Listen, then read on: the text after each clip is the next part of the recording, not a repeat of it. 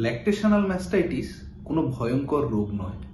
সময় মতো ব্যবস্থা নিলে কিন্তু দ্রুত সেরে যায়।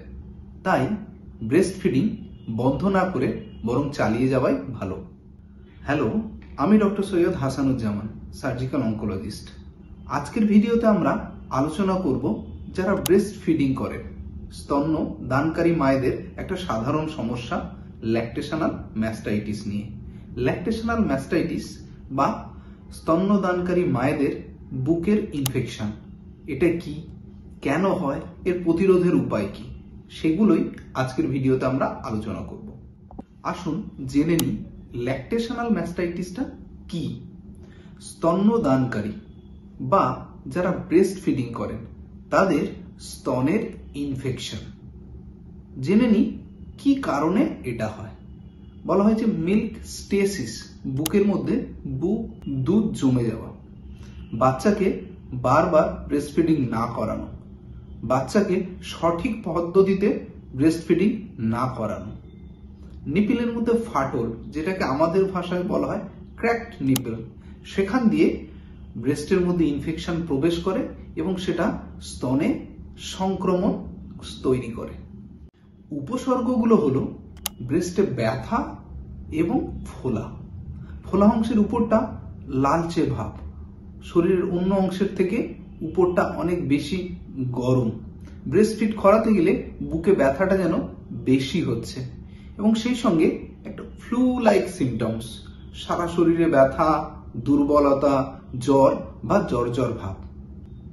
এখন জেনে নেওয়া দরকার চিকিৎসা বা করণীয় কি ল্যাকটেশনাল ম্যাস্টাইটিসের ক্ষেত্রে। মনে রাখতে হবে স্তন্যদান, ব্রেস্ট ফিডিং কিন্তু চালিয়ে যেতে হবে।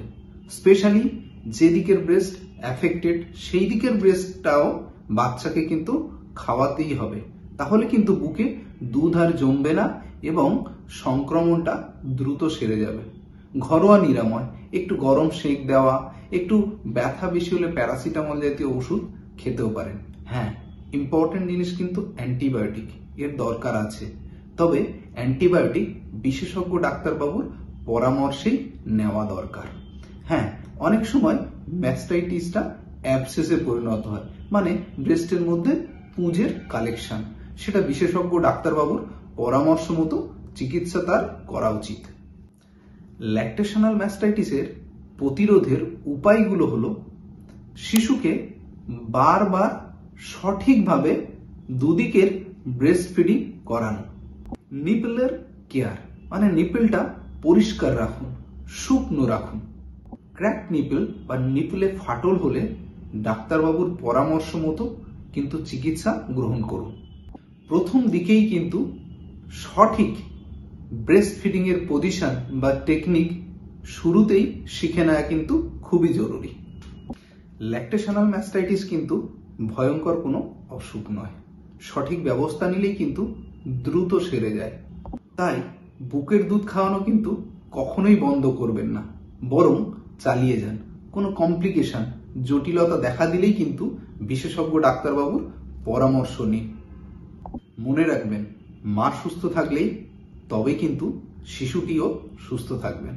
সুস্থ থাকুন, সচেতন থাকুন। নমস্কার।